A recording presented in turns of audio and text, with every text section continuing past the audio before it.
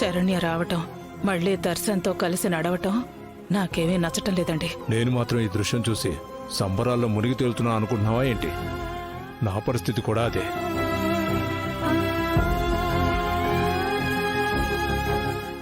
ఆనంద, నువ్వు నీ మొక్కు కోసం శరణ్యాని ఈ కార్యక్రమానికి పిలిచావేమో కానీ ఆ అమ్మాయి వల్ల ఇక్కడ కూడా దర్శన్ తనకు జరిగిన అవమానం తలుచుకుని లోపల ఎంతో కుమిలిపోతుంటాడు.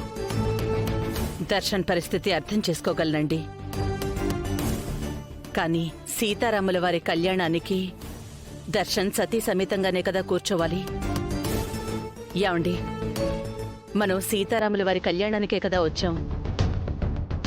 ఆ అందమైన వేడుకని ప్రశాంతంగా చూద్దాం. పదండి.